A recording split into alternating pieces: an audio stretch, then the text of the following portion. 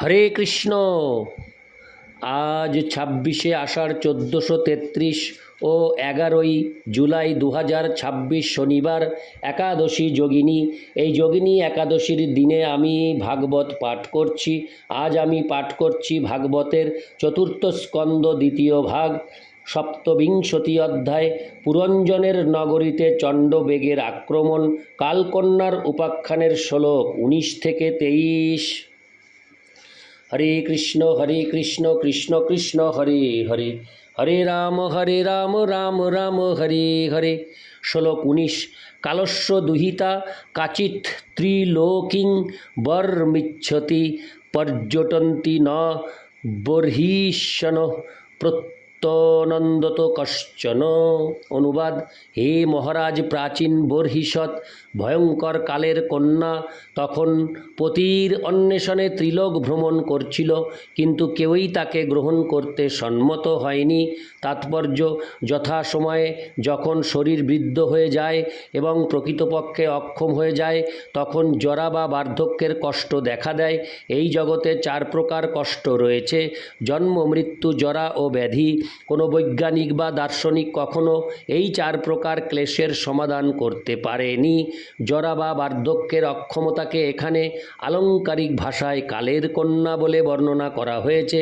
কেউই তাকে চায় না, কিন্তু সে যে কোনো ব্যক্তিকে তার পতিত্বে বরণ করতে উৎসুক। কেউই বৃদ্ধ ও অক্ষম হতে চায় না, তবুও সকলেরই জন্য তা অবসম্ভাবী। ইতি শ্লোক 19। শ্লোক 20। দৌর্ভাগ্যেনাত্মন লোকে বিশ্রুতা দুর্ভগেতিশা জাতুষ্টা রাজর্ষয়ে তু বৃতা দাত পূরবে বরম। অনুবাদ: কালকন্যা অর্থাৎ জরা তার দুর্ভাগ্যবশত এই জগতে দুর্ভগা নামে প্রসিদ্ধি লাভ করেছিল। রাজর্ষি পুরু তাকে বরণ করেছিলেন বলে তার প্রতি অত্যন্ত প্রসন্ন হয়ে কালকন্যা তাকে বর প্রদান করেছিলেন। তাৎপর্য: ভক্তিবিনোদ ঠাকুর গেয়েছেন, সব সুখ ভাগল, বার্ধক্যে সমস্ত সুখ লুপ্ত হয়ে যায়। তার ফলে কেউই বার্ধক্য বা জরাকে পছন্দ করে না, তাই কালকন্যা জরা দুর্ভগা নামে বিখ্যাত। কিন্তু এক সময় মহান রাজা যযাতি জরাকে বরণ করতে বাধ্য হয়েছিলেন। শ্বশুর শুক্রাচার্যের অভিশাপে যযাতির জরাকে বরণ করতে হয়েছিল। শুক্রাচার্যের কন্যার সঙ্গে যখন মহারাজ যযাতির বিবাহ হয়, তখন শর্মিষ্ঠা নামক এক বান্ধবী শুক্রাচার্যের কন্যার সঙ্গে গিয়েছিলেন। কালক্রমে মহারাজ যযাতি শর্মিষ্ঠার প্রতি অত্যন্ত আসক্ত হয়ে পড়েন এবং শুক্রাচার্যের কন্যা সেই বিষয়ে তার পিতার কাছে অভিযোগ করেন। তার ফলে শুক্রাচার্য মহারাজ যযাতিকে অকালে জরাগ্রস্ত হওয়ার অভিশাপ দেন।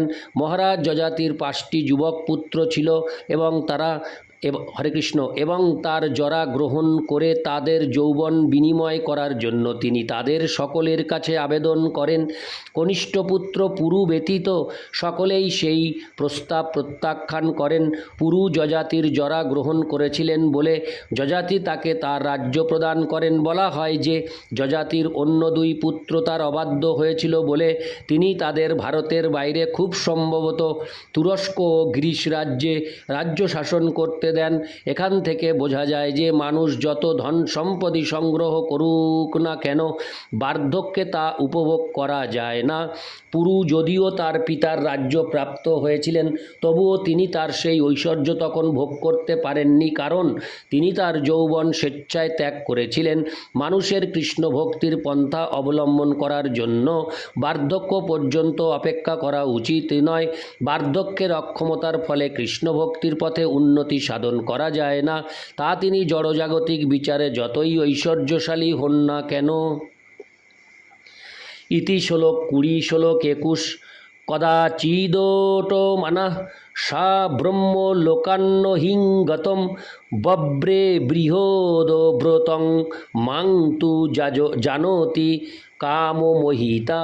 অনুবাদ: আমি যখন সর্বোচ্চ লোক ব্রহ্মলোক থেকে একসময় এই পৃথিবীতে এসেছিলাম, তখন কালকন্যা ব্রহ্মাণ্ড পর্যটন করছিল এবং আমার সঙ্গে তার সাক্ষাৎ হয়। আমাকে একজন নৈষ্ঠিক ব্রহ্মচারী জেনে তাকে অস্বীকার করার জন্য সে কামাসক্ত হয়ে আমার কাছে প্রস্তাব করে। তাৎপর্য: দেবর্ষি নারদ ছিলেন নৈষ্ঠিক ব্রহ্মচারী, অর্থাৎ তিনি কখনো স্ত্রী সঙ্গ করেননি। তার ফলে তিনি চিরতরুণ। জরা কখনো তাকে আক্রমণ করতে পারে না। বার্ধক্যের অক্ষমতা কেবল সাধারণ মানুষকেই আক্রমণ করতে পারে, কিন্তু নারদ মুনি ছিলেন সর্বতোভাবে ভিন্ন। নারদ মুনিকে একজন সাধারণ মানুষ বলে মনে করে কালকন্যা কামাসক্ত হয়ে তার কাছে প্রস্তাব করেছিল। নারীর আকর্ষণ প্রতিহত করতে গেলে প্রচণ্ড শক্তির প্রয়োজন, তা বৃদ্ধদের পক্ষেও দুরূহ। অতএব যুবকদের আর কি কথা, যারা ব্রহ্মচারীর জীবন যাপন করছেন তাদের দেবর্ষি নারদের পদাঙ্ক অনুসরণ করা অবশ্য কর্তব্য, যিনি জরার প্রস্তাব সর্বতোভাবে প্রত্যাখ্যান করেছিলেন। যারা যৌন জীবনের প্রতি অত্যন্ত আসক্ত তারা জরার শিকার হয় এবং তাদের আয়ু অতি শীঘ্র ক্ষয় হয়ে যায়। কৃষ্ণ ভক্তির পন্থা অবলম্বন করার উদ্দেশ্যে মনুষ্য জীবনের সদ্ব্যবহার না করা হলে জরার শিকার হয়ে অচিরেই মৃত্যুকে বরণ করতে হবে। ইতি শ্লোক 21, শ্লোক 22। ময়ি সংরভ্য বিপুল মদাচ্ছাপং শুধু সহম স্তাতুমর্হসি নৈকত্র মজ্জঙ্গাভিমুখ মুনে। অনুবাদ: দেবর্ষি নারদ বলতে লাগলেন, আমি তার অনুরোধ প্রত্যাখ্যান করেছিলাম বলে সে আমার প্রতি অত্যন্ত ক্রুদ্ধ হয়ে এক দুঃসহ অভিশাপ প্রদান করেছিল। সে বলেছিল, হে মুনি, যেহেতু আপনি আমার অনুরোধ প্রত্যাখ্যান করলেন, সেই জন্য আপনি কখনো এক স্থানে স্থির হয়ে অবস্থান করতে পারবেন না। তাৎপর্য: দেবর্ষি নারদের দেহ চিন্ময়, তাই জরা, ব্যাধি, জন্ম ও মৃত্যু তাকে প্রভাবিত করতে পারে না।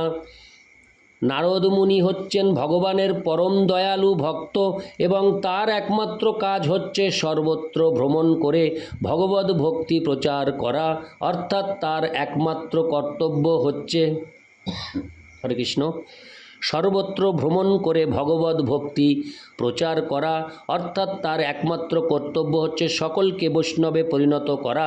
তাই ভগবদ ভক্তির সম্বন্ধে উপদেশ দেওয়ার জন্য যতটুকু সময় প্রয়োজন হয় তার অতিরিক্ত সময় এক স্থানে থাকার প্রয়োজন তার হয় না। যেহেতু তিনি স্বেচ্ছায় ইতিমধ্যেই ব্রহ্মাণ্ডের সর্বত্র ভ্রমণ করছেন, তাই কালকন্যার অভিশাপ সৌভাগ্যপূর্ণ বলে বর্ণনা করা হয়েছে। নারদ মুনির মতো ভগবানের অন্য বহু ভক্তরাও বিভিন্ন ব্রহ্মাণ্ডের বিভিন্ন স্থানে ভগবানের মহিমা প্রচারের কার্যে যুক্ত রয়েছেন। এই প্রকার মহাপুরুষেরা জড়া প্রকৃতির নিয়মের অতীত। ইতি শ্লোক 22, শ্লোক 23। তত বিহত সংকল্পা কন্যকা যবনেশ্বরম ময়োপদিষ্টমাসাদ্য বব্রে নামনা ভয়ং পতিম। অনুবাদ: এইভাবে আমার দ্বারা নিরাশ হয়ে আমার উপদেশ ক্রমে সে ভয় নামক যবন রাজার সমীপবর্তী হয়েছিল এবং তাকে তার প্রতিরূপে বরণ করেছিল। তাৎপর্য: পরম বৈষ্ণব হওয়ার ফলে শ্রী নারদ মুনি সর্বদাই অন্যের উপকার করেন, এমনকি যে তাকে অভিশাপ দেয় তারও উপকার করেন। নারদ মুনি যদিও কালকন্যাকে প্রত্যাখ্যান করেছিলেন, তবুও কালকন্যা একটি আশ্রয় প্রাপ্ত হয়েছিল। প্রকৃতপক্ষে কেউই তাকে আশ্রয় প্রদান করতে পারে না, কিন্তু বৈষ্ণব এই প্রকার হতভাগিনীকেও কোথাও না কোথাও আশ্রয় প্রদান করেন। জরা যখন আক্রমণ করে তখন সকলেই দুর্বল হয়ে বিনষ্ট হয়। নারদ মুনি একাধারে কালকন্যাকে আশ্রয় প্রদান করেছিলেন এবং সাধারণ কর্মীদের প্রতি আক্রমণ করেছিলেন। কেউ যদি নারদ মুনির উপদেশ গ্রহণ করেন তাহলে সেই মহান বৈষ্ণবের কৃপায় ভয়ের সাগর অচিরেই দূর হয়ে যায়। ইতি শ্লোক 23। হরে কৃষ্ণ কৃষ্ণ কৃষ্ণ হরে হরে, হরে রাম রাম রাম হরে হরে। হরে কৃষ্ণ।